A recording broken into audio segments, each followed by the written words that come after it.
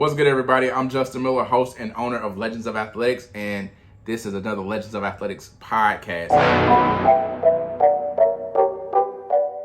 If you want to be the best, you got to work overtime. That's what Floyd Mayweather said. So I'm bringing you this podcast, and this is me working overtime. Today has been a long day, but sometimes in business, just like in work and in life, we have those long days, and you just have to find a way to push through. And so in this podcast, the same thing that I tell you guys, the same thing that I tell my athletes, I have to practice that and practice what I preach daily. And I have to be a bridge builder and show people the way versus always telling people the way. And so today is one of those days where I just have to take the same knowledge and the same drive and the same advice I give others, and I have to take it for myself.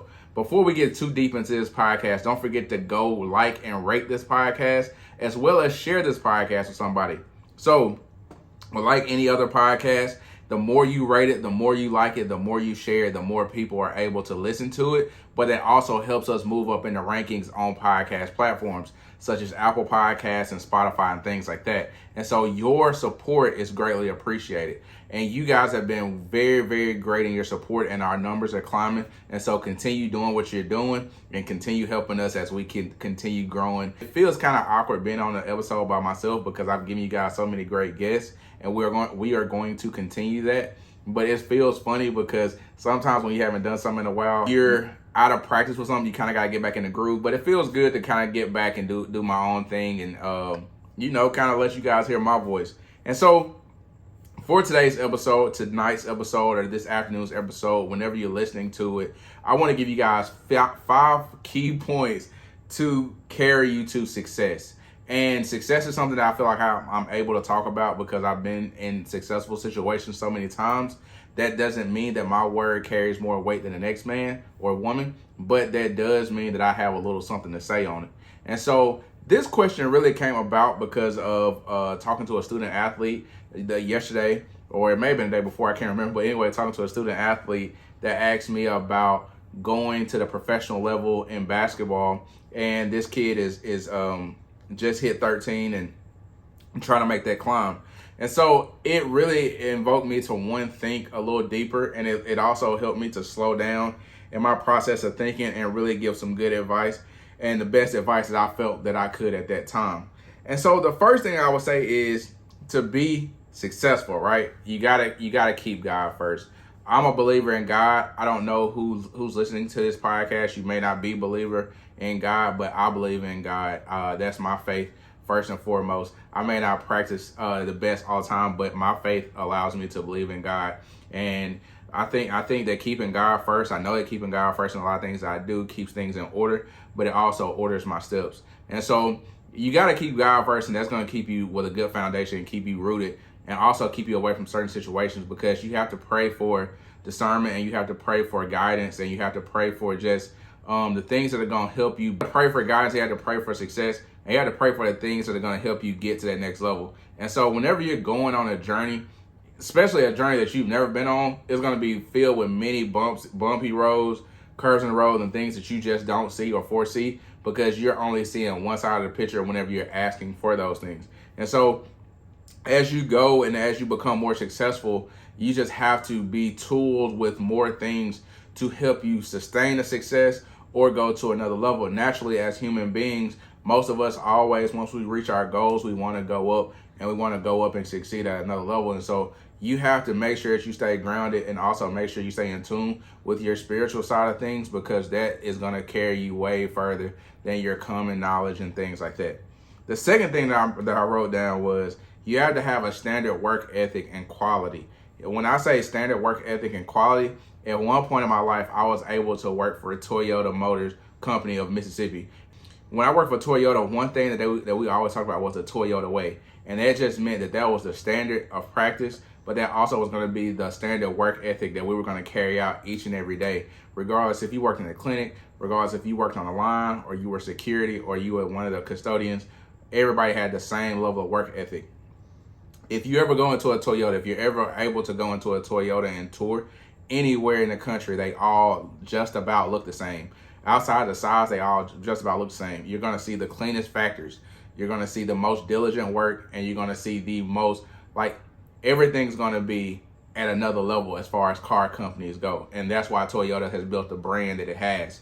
And so for me, that taught me, being in that environment, to have a standard work ethic and to have quality work.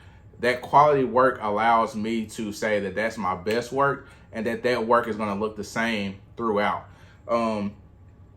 My social media has always been pretty decent with the times, but one thing that I have learned and realized is, whenever you want to go to another level, you got to take everything up another level. And so if you looked at my social media the last 2 to 3 months, maybe 4 months, somewhere in there, you've seen that everything has been at another level and an apex. And so to me, like, once you do that one time, you got to be able to replicate it, do it a second time, a third time, a fourth time, until it becomes a habit. And then once it becomes a habit, it becomes easier. And then you're able to take the next step. And I think a lot of times with people, especially when you start off, it's easy to just go and get it great then. But then as you keep going, then you start losing your work ethic, you start losing the quality, and things start taking a downswing, and then you get into that pit of like, it's not that great or it's average, and then you start getting average results. So you have to make sure that you keep your work ethic high, and you also have to keep that quality of your work high. The next thing will be measurables. In sports, we always talk about measurables. We talk about, is this person 6 foot? Is this person if they play basketball, are they 6'5"? If they play football, are they 6 foot?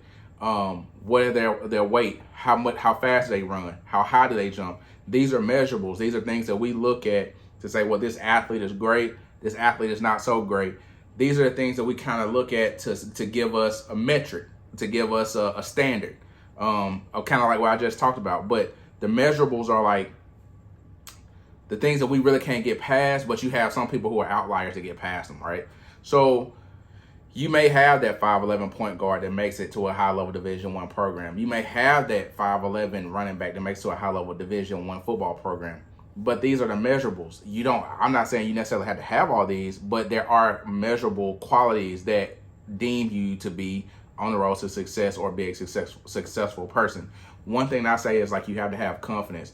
Confidence to me comes from overcoming obstacles in your past, but it also comes from you keeping promises to yourself. A lot of you guys and girls have made promises to yourself that you have not kept. So therefore, that makes you a little less confident than the next person. Well, you said you were going to get 3 workouts this week. You got 1. You said you were going to eat right for 2 days this week. You ate right for a half of a day. Things like that. You said you're going to run an extra sprint after 1 extra sprint per practice, and you haven't done that often. So therefore, your confidence wanes because you aren't able to keep those promises to yourself. And so confidence starts with you. And if you can hold yourself accountable and always bet on yourself and do the things that you need to do for yourself, then your confidence naturally will grow because you will start winning. Even in your losses, you still will come back and win. That doesn't mean you always win, but you'll be able to come back and win. So you have to be confident. The next thing that I wrote down is you have to have non-negotiables. I talked to my wife about this the other day, or it may have been this morning. I talk a lot, so I kind of forget sometimes when I say certain things, but non-negotiables. Your non-negotiables are the things that you don't negotiate on each and every single day. And instead of me talking about another person in your life, like a coach, a spouse, family member, friend, whoever, we're going to keep this thing on you. Everything starts with you. You got to take full accountability in your life, and you have to have those non-negotiables. All right, so this is what a non-negotiable looks like, right? Are you going to negotiate if you're going to get extra work today at practice? Are you going to negotiate? Are you going to get extra work? Or are you going to negotiate? Are you going to get that extra lift? Are you going to negotiate with yourself if you're going to study film? Are you going to negotiate with yourself if you're going to eat right? Are you going to negotiate with yourself if you're going to get the proper recovery? Or do you have some non-negotiables that put you above and beyond the rest of the competition? Me personally, some of my non-negotiables that I would explain to you guys are, I say, well, I'm going to take 30 minutes to 1 hour per day to study my craft. I'm going to make sure that I exercise myself for at minimum 1 hour per day. Does that mean I'm doing physical exercise every day? No, but I may be getting mental reps. I may be getting my recovery reps. I may be getting some mobility training, a multitude of things, but I have to get that 1 hour per day. I give myself 1 hour for 6 days a week. It's 7 days in a week, so 1 day of those I'm going to completely rest. But I'm going to make sure that I get those six days and that's 6 hours in at minimum. That's the standard that I have for myself.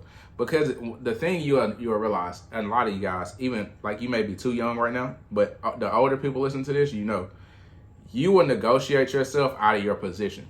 Meaning, some people know the gift they have and they know what's inside of them, but they'll negotiate their way out of it because you say, well, I'm too tired today. Oh, I don't feel like doing it today. Oh, I don't have the energy to do it today. I don't have the time. And you have the time, you got the energy, but you just negotiate yourself out of your own position. And so you can't be mad at anybody if you make those negotiations every day. Kobe Bryant, rest his soul, was one of the ones that talked about you have to not give yourself choices. It's some stuff that you just can't give yourself a choice in. Like, I know for me, running is something that I don't really enjoy, but guess what? It's something that's necessary for life.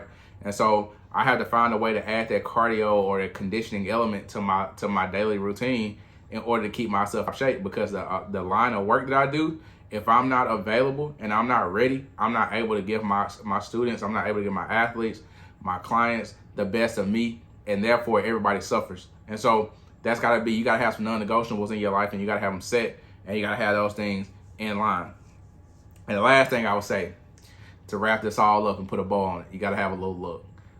Success comes with a little look, but as they say, success is when opportunity meets preparation. That's when luck happens. And so if you're not prepared, if you haven't done the things, make sure that you're ready, talking to God, asking for guidance and permission, asking for, where you need to go, how you need to do it, what things you need to do. That doesn't mean you're always going to get an answer, but having that conversation, having that relationship. If you don't have the standard work ethic and the quality set, if you don't have the measurables, if you don't have those non-negotiables, the luck is not going to be there. The luck is going to come when you prepare yourself. You have to prepare yourself, though. There's a lot of people that have big dreams and big aspirations, but they're not prepared. That's just the crux of the matter. That's life.